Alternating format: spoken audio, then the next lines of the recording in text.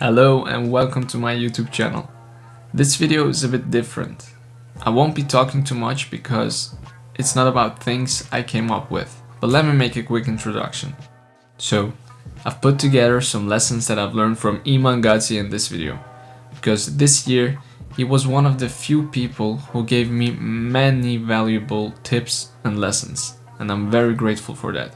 There are some opinions he holds that I don't agree with, but the clips in this video I agree with wholeheartedly. I've made timestamps, so of course you're welcome to jump around, but I've also made an order so that the clips that I find more important come first. That's why the first clip is about monk mode, and it's also the longest because monk mode simply helped me the most this year. However, I recommend you watch the video till the end because the last point might be a bit surprising. By the way, these are far from all the clips that I find valuable, but if you want more, I would suggest you check out this YouTube channel. Just click on the first link in the description after watching this video. So yeah, enjoy this video, please leave a like and don't forget to subscribe to my channel. And finally, I would like to say thank you, Iman, for making such great content. It's helping a lot of people. My mind as I'm currently in day 3 of my next monk mode cycle. Now, whatever your goals in 2022 are, if you follow monk mode for at least half the year, I guarantee that you will achieve your goals. It's as simple as that. And monk mode really isn't about balance. It is about immersion. It is about guaranteeing success. And when I was actually outlining, and I think I've already uploaded this video, when I was outlining my goals for 2022, one of my goals was actually to do strict monk mode for 6 months, because I knew that if I do monk mode for 6 months, then no matter what, that's kind of almost a way to guarantee that the year will be successful. Because if I can do 6 months of immersion, right, where I'm really dialed in, and I'm not just dialed in with my work, everything around it is supporting it, and it's all one big symphony working towards my success for the year, then I knew that, you know, whatever my goals were for this year, they'd pretty much be inevitable. So my monk mode protocol comprises of 3 non-negotiables. Number 1, 10 minutes a day of meditation. Mandatory. Look, you will not feel the effects on day 1. You likely won't even feel the effects on day 5 or 10. But once you get into 2 weeks in, once you get into 3 weeks in, you'll notice, why am I so calm all of a sudden? Even with just 10 minutes a day. You ask yourself, why am I so calm? Why do I feel so calm? Why do I feel kind of at ease? Why does my mind feel quiet? Why do things that I used to get distracted by not really pull me in anymore? Things like TikTok, things like Instagram, things like mindless scrolling, things like porn, right? That's a big issue for especially men, you know, porn, you know, just blowing your load into nothing, like for no reason, right? Which is a big issue for men. Biologically, what that triggers to your body is that you have accomplished your mission, which is not what you want to be telling yourself when you got some big 2022 goals to hit. And then psychologically, what that does is it like, no one's ever felt good about themselves, or at least I don't think, after watching porn, right? So what that does is also psychologically, it causes shame. And then when you have shame, then you don't have respect for yourself. And when you don't have respect for yourself, it's very, very hard to walk around the world with that sort of, you know, that's just kind of like pep in your step that you got sometime where you're like, all right, I'm like a winner. Like, I got this. You know, there's a great book called The Winner Effect, all on, you know, that kind of pertains to this entire topic. So as I said, you know, 10 minutes a day in meditation, that kind of helps mitigate against, you know, even the craving for food, the craving for mindless scrolling, the craving for all this stuff that just entirely zaps your energy. And as I said, you would be shocked. You would think that how could just 10 minutes a day of meditation do that? Honestly, just try it. Okay, so 10 minutes a day meditation, that is a non-negotiable. If you want to do more, I highly encourage that you do more.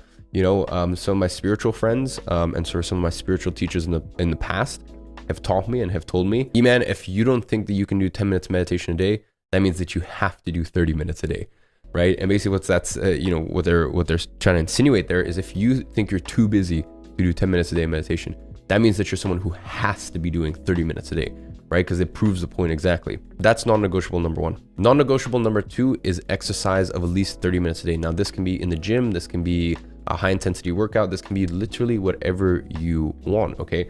And that means 7 days a week. Now, you might train in the gym 4 days a week. You might, I don't know, you might, like, I don't know, if you want to do whatever you want to do, like even skiing counts, right? Running counts, like jogging counts. And, you know, on your days off, if you want to just go for a jog, that's fine. You can go for a jog. Swimming counts, right? The point is just exercise for 30 days.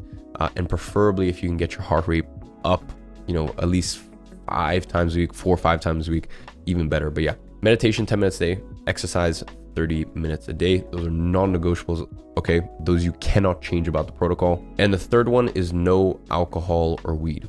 Okay, I don't care what anyone says. Oh no, I'm productive. Like, weed isn't addictive. I'm like, I can be productive. Oh, it helps me fall asleep. I don't care. I really don't care what you say. Okay, none of that. No weed, no alcohol. Face your own emotions. That's one of the other big things that's going to come up when you do the my monk mode protocol. Is you're going to face emotions. You're going to face your own mind and your own voice, right? So often, and I've even been fell victim to this in the times where I'm not doing monk mode. I'm like distracted. I'm like, oh, this thing, or even just simple things like having music playing.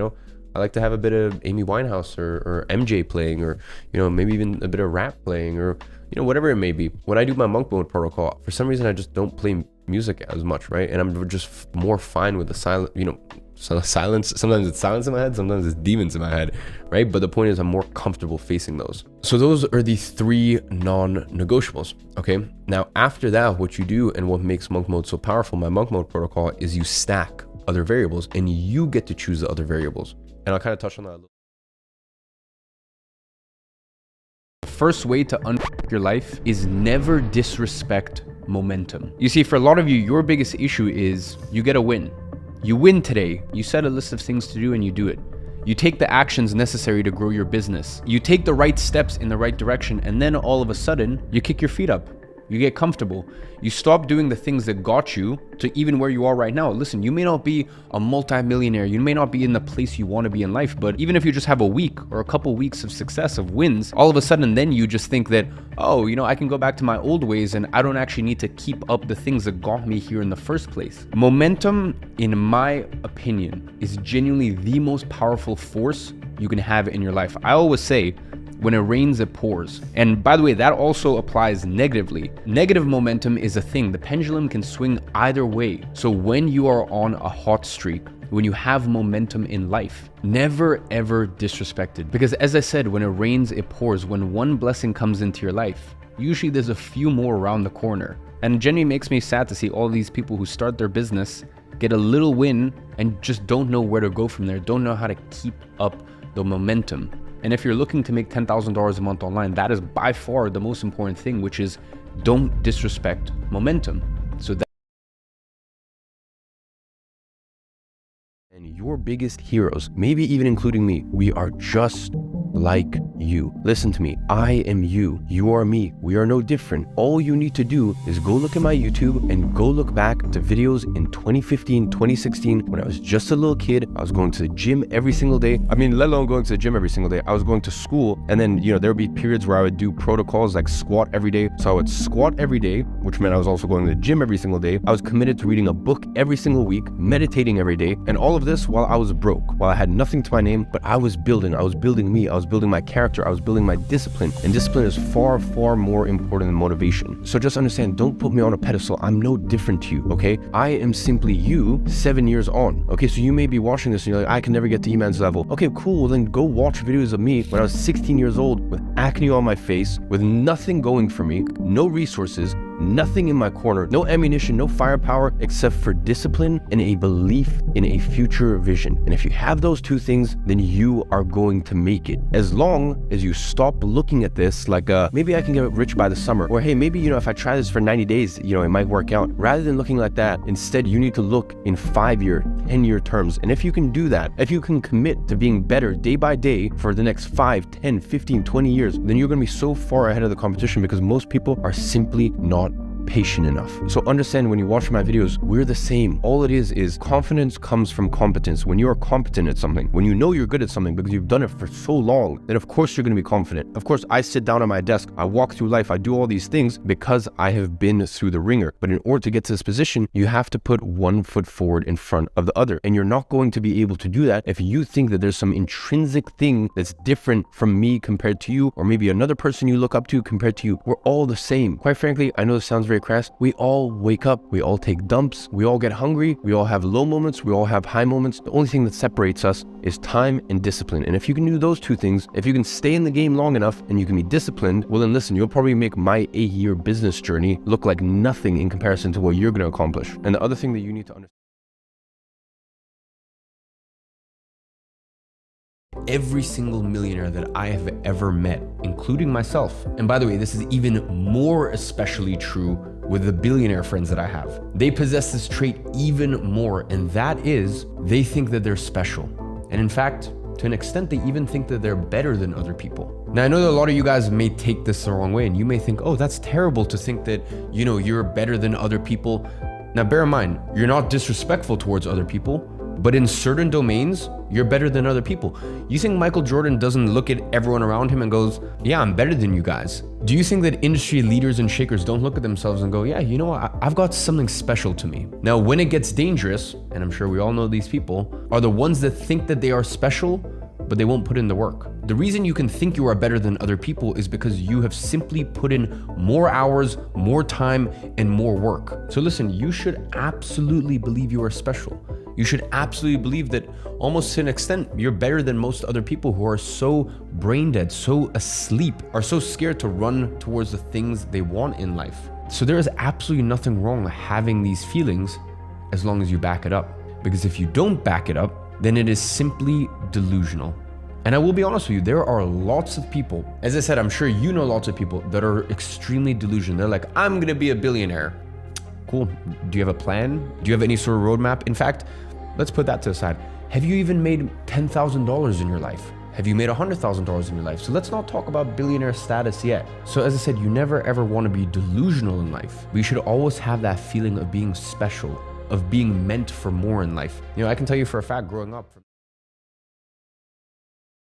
trait to become a millionaire that simply isn't talked about enough is your charisma and your ability to persuade. Now, of course, everyone knows this, you know, everyone knows it, but people don't place enough emphasis on it.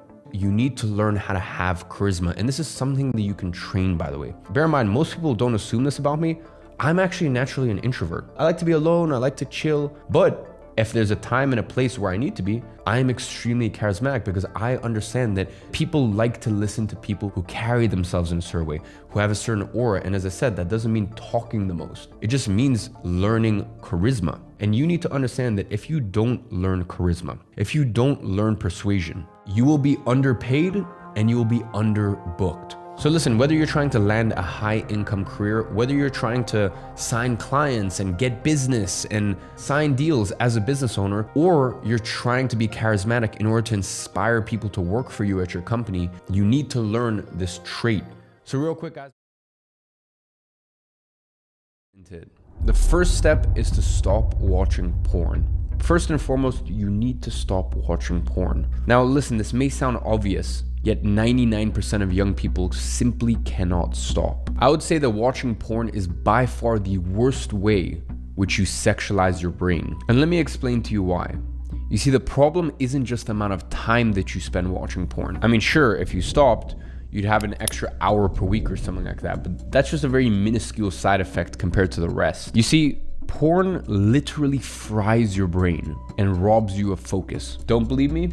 Just look at the science. There have been multiple studies that link porn usage to the erosion of your prefrontal cortex. You know, that part of your brain that regulates your emotions, your actions, and more importantly, your impulse control and willpower. But that is just the tip of the iceberg. There is a laundry list of negative side effects that have been linked to porn use. Why? Because porn use has similar effects on the brain as substance abuse. Porn has been linked to issues like decreased focus and increased anxiety and depression. Now, as if these problems weren't big enough, porn has also been linked to trouble in long-term relationships and, of course, impotency. In fact, there is an epidemic of young men who are experiencing sexual issues like erectile dysfunction because their brain has been rewired. It's unfortunate because these young men have consumed so much porn that their neural pathways have literally changed. I mean, they've effectively trained themselves to be aroused by watching others do the deed instead of doing it themselves. And porn users even reported that they are less satisfied with their lives than their counterparts who don't watch porn. Now, they actually did a study where they tried to figure out what causes these addictions. And the answer may surprise you. You see, it wasn't actually any form of perversion. It wasn't childhood trauma. It wasn't extraordinary libido.